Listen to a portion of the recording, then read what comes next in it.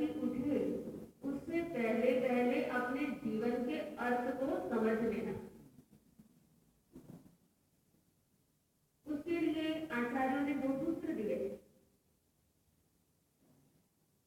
दृष्टिकोण का जो परिवर्तन है वो आज प्रवचनों की भूमिका है, और जब तक मैं नींव गहरी नहीं खोदूंगी तब तक अगर मैं उस पर शास्त्रों के महल भी खड़े कर दूं तो वो जल्दी से गिर जाएंगे। इसलिए आज का दिन सिर्फ नींव खोदने का दिन है, आपकी फाउंडेशन बनाने का दिन है। जितनी नींव गहरी होगी मुझे ऊंची से ऊंची इमारत बनाने में भी कोई दिक्कत नहीं होगी। अगर आपने अपना दृष्टिकोण बिल्कुल सही कर दिया, अगर आपका आउटलुक बिल्कुल सही हो गया और आपने जो अपने दिमाग के अंदर छोटे छोटे केबिन बना रखे हैं उन केबिन से आप थोड़ा सा बाहर निकल कर आ गए तो आप फिर जानेंगे कि जीवन सचमुच बहुत आनंद देने वाला है। ये जिंदगी से दुखी मत बनिए। चाहे आप कितने बूढ़े हो गए हैं तो भी आप भाग्यशाली हैं, क्योंकि जो व्यक्ति भाग्यशाली होता है वही बूढ़ा होता है। जो व्यक्ति लंबी आयुष्य का बंद करके आया है ये तो सौभाग्य का चिन्ह है कि आपकी इतनी लंबी आयु है। आप मरने की बातें क्यों सोचते हैं कि अब मैं इतना बूढ़ा हो गया या मैं इतनी बूढ़ी हो गई, अब मैं मर जाऊं, अब मेरा आखिरी समय आ रहा है। ये सब बातें सोचने की करने की जरूरत नहीं है। आयुष्य तो आपने जितना बांधा है आप अपना आयुष्य भोगे, लेकिन हर पल हर क्षण को आपको कैसे एंजॉय करना है। धर्म कोई नीरस चीज नहीं है, और मैं आपको अपने अनुभव से बता सकती हूँ कि धर्म से ज्यादा रसीला और इस संसार के दूसरा कोई पदार्थ ही नहीं है। जिनको आप रस मानते हैं वो रस सारे सूख जाते हैं, लेकिन एक धर्म का रस ऐसा है, तीर्थंकर की वाणी का रस ऐसा है जो कभी सूखता ही नहीं है।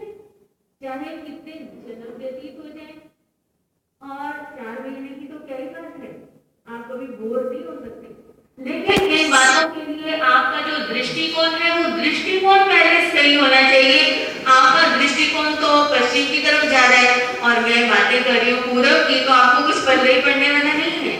इसलिए अपना आउटलुक सही करने के लिए जीवन के प्रति, लाइफ के प्रति, कि जिस फैमिली के अंदर आप रह रहे हैं इसी फैमिली के अंदर ही आपको साधना करनी है।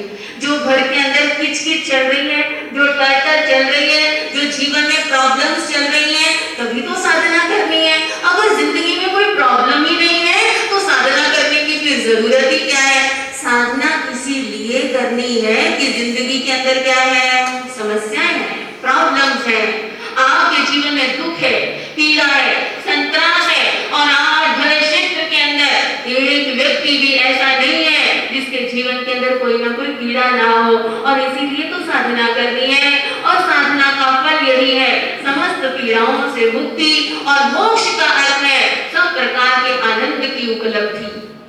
आपका और हमारा जो पर्पस है वो सिर्फ एक ही है, आनंद को प्राप्त करना, पीड़ा से मुक्त हो जाना। उसके लिए जो धीरे धीरे हम साधनाएं सुनेंगे और समझेंगे, और जो पर्टिकुलर शास्त्र मैं आपको सुनाऊंगी उसकी फाउंडेशन आज मैं आपको बना रही हूँ। पहले जीवन के प्रति अपना दृष्टिकोण सही कीजिए, मरने की बातें मत सोचिए।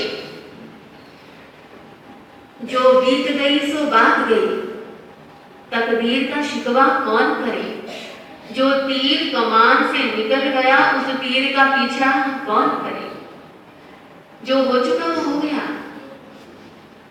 लेकिन जो अब आपके पास प्रेजेंट में है उसे अपना फ्यूचर बनाइए। अगर आप इस समय प्रेजेंट मोमेंट को यूटिलाइज कर रहे हैं, मुझे नहीं पता, और पता भी हो अगर मैं अभी बता दूं कि किसका मन ये सब बातें सुनने में लग रहा है और किसका मन उखड़ा हुआ है, तो आप कहेंगे लो महाराज ने तो नाम लेकर बता दिया। हालांकि मैं ये बता सकती हूँ, लेकिन मैं आपके ऊपर कोई